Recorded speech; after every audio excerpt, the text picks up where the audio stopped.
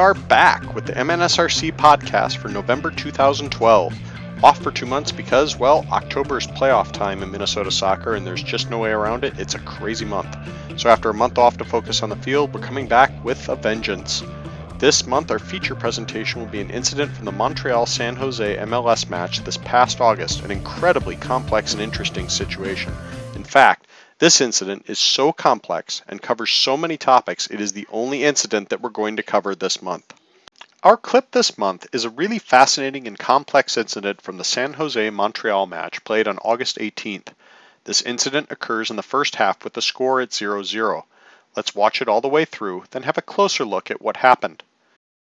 And let's see what he does with this ball. Lenny goes up top trying to bring it down and can't. And Avio clears for Montreal, and now we have pushing and shoving in the box. Kamara with a finger in the face. He's been very physical with Steven Lenhart, and it's gotten ugly in the box right now. Kamara took an elbow earlier in this match to the forehead, and so maybe a little retaliatory action.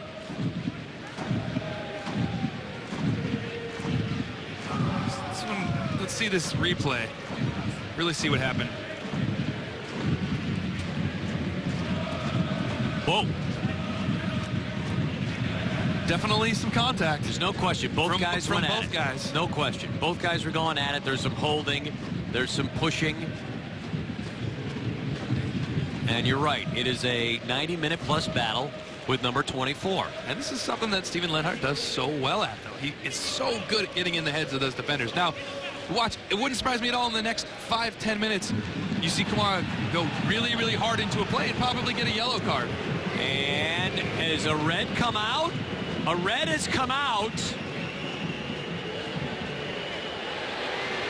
And Armando Villarreal and Kamara gets the red. And there it is. Now, where did that come from? It took a long time for the game official to pull out the red card on Kamara.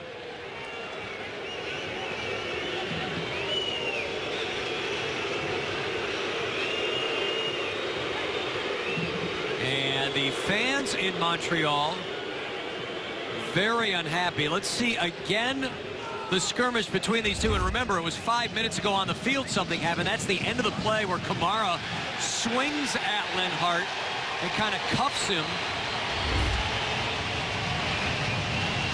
And so Steven Lenhart looking on. Does he also receive a red? Is this a double booking here?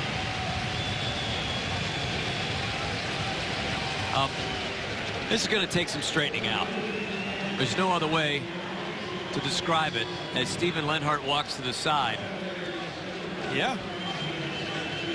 I mean, there was definitely contact from both players, and it was retaliatory from both of them. So, I don't know, maybe as a ref you say, okay, it's the 21st minute, you let these two kind of battle it out. Instead of throwing both players out of the game, maybe you let them play. And that will be it for Steven Lenhart,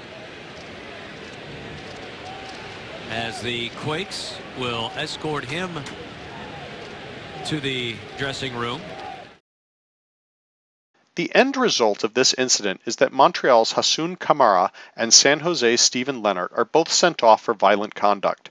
The game is restarted from this with a penalty kick for San Jose, which is then converted by league-leading scorer Chris Wondolowski to give San Jose a 1-0 lead. Hopefully you're paying attention here. Sure, the red cards to Kamara and Lenhart seem pretty obvious, but a penalty kick? Why a penalty kick? Let's start by first looking at the sequence of events shown on this clip and how we apply the laws to them. This was the clip issued by Major League Soccer's website and created the confusion which we're going to first amplify but then resolve. We'll see words exchanged between the two players, then Lenhart pops Kamara in the face with a backhand.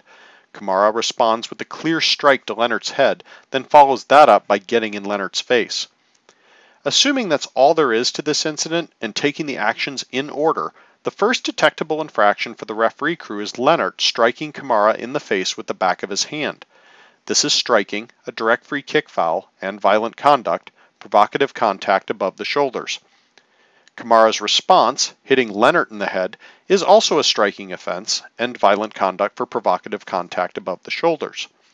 By the time referee Armando Villarreal and his team sort this out, it would seem that the logical restart would be a direct free kick for Montreal in its own penalty area coming out. Leonard's action appeared to be the first incident, and this would halt the play. The red cards are, again, justified to both players. A penalty kick looks like an incorrect decision. However, the MLS highlight reel failed to show the full story. 4 seconds before the cross comes in, Leonard and Kamara get tangled up in the penalty area. Kamara takes exception and attempts to headbutt Leonard. This attempt to strike is a direct free kick foul and is also violent conduct. It is also truly the first incident in this sequence, and therefore, Montreal is guilty of a direct free kick offense within its own penalty area with the ball in play. The penalty kick is the correct decision. Interestingly, it is the second exchange that causes Villarreal to blow his whistle at 18:54. The lead assistant referee, Scott Kaczmarek, also raises his flag when Kamara punches Leonard. This is 11 seconds after the initial headbutt, and this delay would indicate that Kaczmarek and Villarreal are halting play due to the second exchange. That being the case, it's fair to wonder how they could go all the way back to the headbutt at 18:43 and award a penalty kick. The answer to this question? Tremendous teamwork and game management by the trail assistant referee, Greg Barkey, and the fourth official, Hilario Grajeda. It was either Barkey, Grajeda, or both that saw the initial headbutt by Kamara and reported it to Villarreal. Understand, we are talking about two people with a tremendous amount of experience. Grajeda has been a referee in Major League Soccer for about 10 years, and Barkey was a member of the U.S. 2006 World Cup referee crew that served as an alternate in Germany.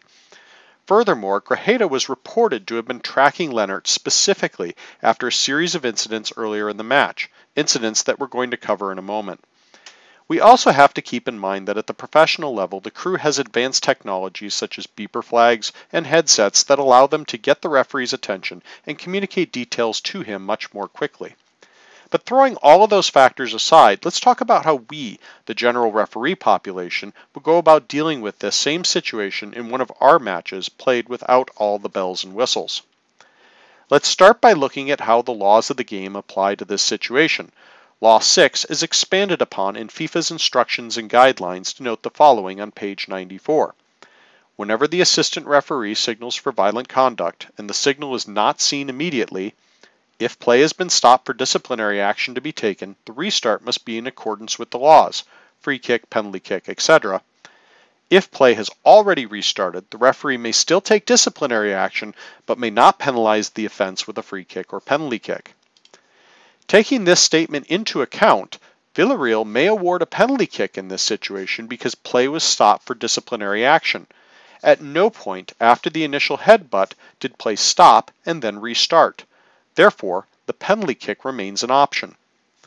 Second, we'll pull a statement from U.S. Soccer's Advice to Referees, 6.4, Missed Assistant Referee Signals.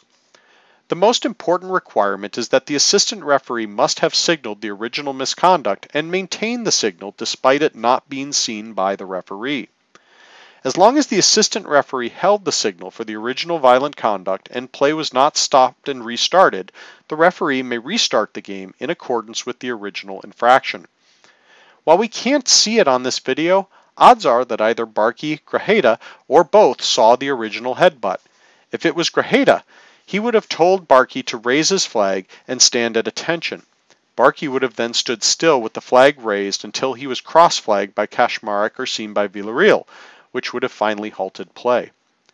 It appears that play was halted from the second scuffle, but if Barkey had been standing at attention the entire time, the original offense could in fact be punished appropriately.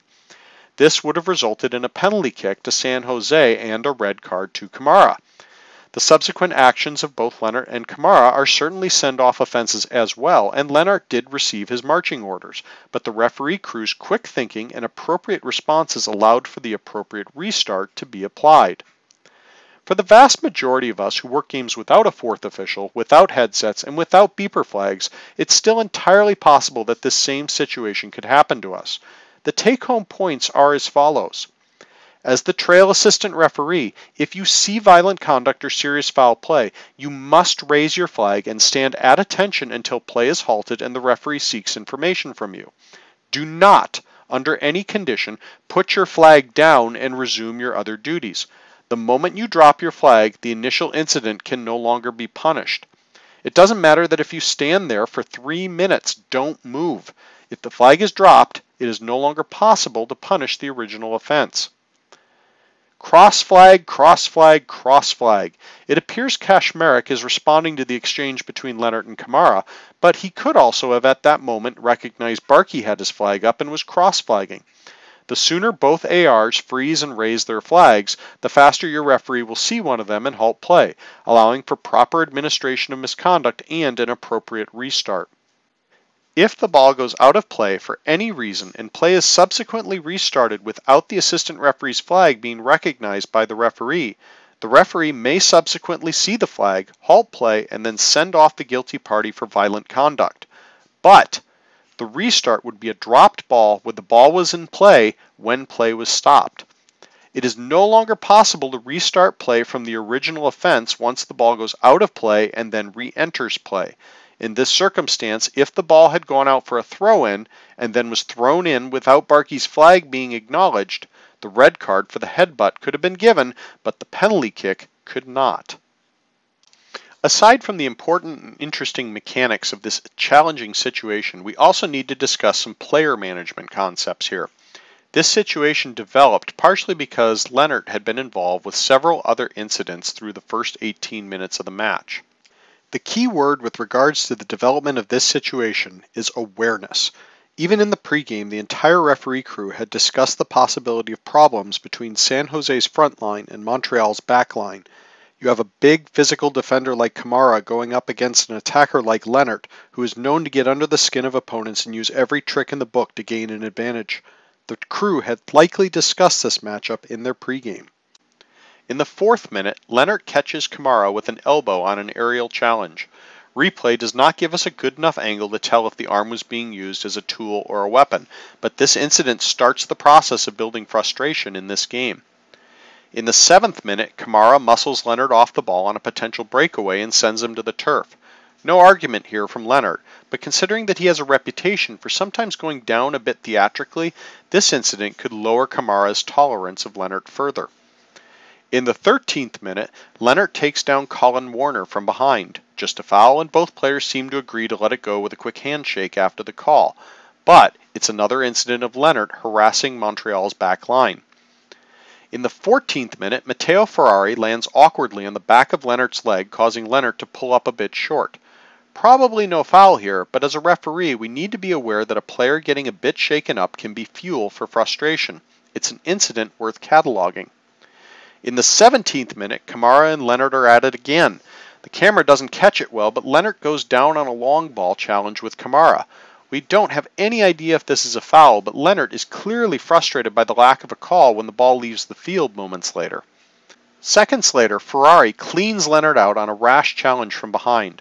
Villarreal plays advantage as the tackle winds up with the ball remaining in San Jose's possession, but on the replay you can see the scissors action by Ferrari to the back of Leonard's left leg with Ferrari's trail leg. That no response from the referee took place here, even with advantage being played, is pretty much the last straw in a series of incidents in which Leonard feels that he was wronged. In fact, over the next minute we see both San Jose coach Frank Yallop talking to Grajeda, likely about the spate of challenges on Leonard, and then subsequently Wondolowski serving as captain and yelling at Villarreal about likely the same thing after the ball leaves the field.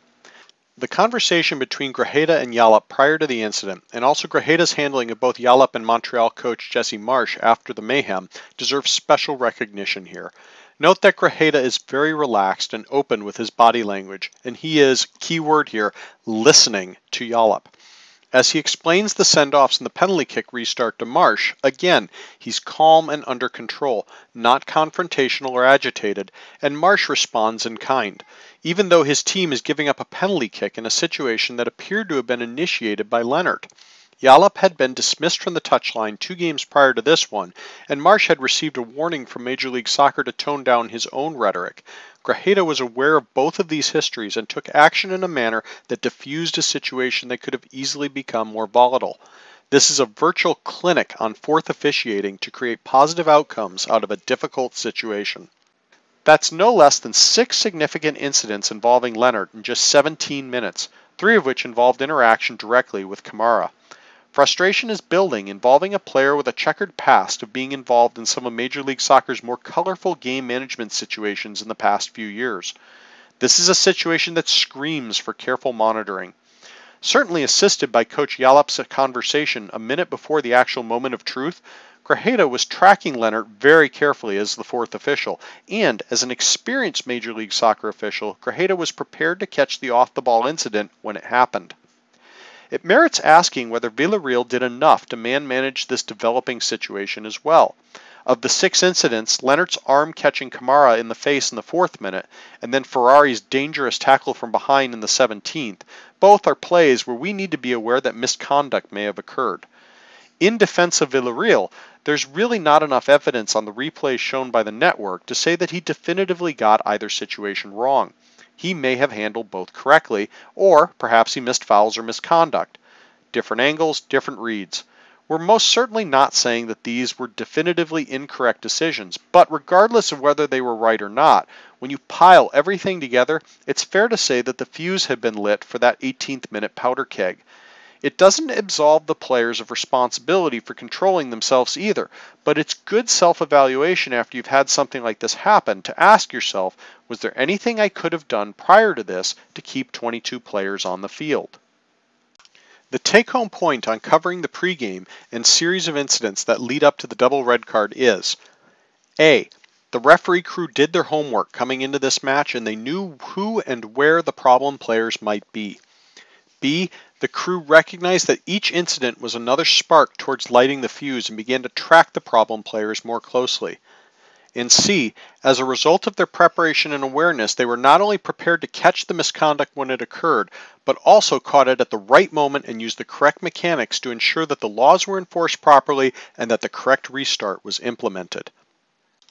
As mentioned earlier, this incident is a treasure trove of referee game management principles, mechanics, and ideas.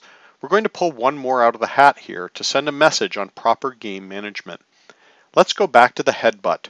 Most non-psychopathic professional soccer players, which pretty much includes any pro player not named Joey Barton, don't waltz around headbutting opponents in their own penalty area for no particular reason. When you consider that Major League Soccer instituted a disciplinary committee that has frequently used video evidence to suspend players retroactively for incidents not seen by the referee this year, it's fair to say that most Major League Soccer players are not going to lose control and go committing violent conduct without being goaded into it. So here's the question then.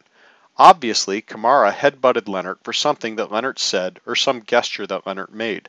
Can we make the assumption that this actually occurred, decide we're going to caution Leonard for unsporting behavior, then send off Kamara for the headbutt, and claim we halted the match to give the caution to Leonard, which would have been the first incident? If that's the case, the restart would be an indirect free kick for Montreal coming out. This interpretation of the situation would allow us to avoid a penalty kick. Obviously, the subsequent face slap and punch would still upgrade the actions of both players to straight red cards anyway, but now we avoid the game-changing impact of the penalty kick. Unfortunately, the answer to this question is an unequivocal no. You can't punish players for actions that you did not directly witness or hear. Yes, common sense dictates that Leonard provoked Kamara somehow, but if you don't see or hear the provocation, you can't punish it. If you want a corollary, consider the 2006 World Cup final between France and Italy. Zinedine Zidane headbutts Marco Materazzi apparently out of the blue. Zidane, one of the greatest players of his generation, but also a known hothead, probably didn't decide to attack Materazzi with minutes to go before the kicks from the mark tiebreaker just because he wanted to get himself red carded. After the match, it came out that Zidane, frustrated with Materazzi constantly grabbing his jersey, said to Materazzi, "If you want my jersey, why don't you just ask for it after the game?" To which Materazzi replied, "I'd rather take it off your sister." Okay, not very polite and definitely provocative. But referee Horacio Elizondo could not punish Materazzi for something he did not hear. Zidane was sent off, and Materazzi celebrated on the field with his Italian teammates after winning the World Cup. The Zidane incident occurred in the middle of the field. Kamara's headbutt occurred in his own penalty area with the ball in play. Alas, the circumstances of Kamara's actions turned the restart into a penalty kick. It's nobody's fault but his own. As a referee, we cannot grasp at speculation to try to find loopholes out of tough situations. Yes, we have a pretty good grasp of human behavior, but we can't use assumptions to deliver misconduct. Well, we just spent 20 minutes on one clip, so that's all we're covering for this month. Check back in December when we'll cover mass confrontation and we'll return to tips and pointers in youth matches. See you then.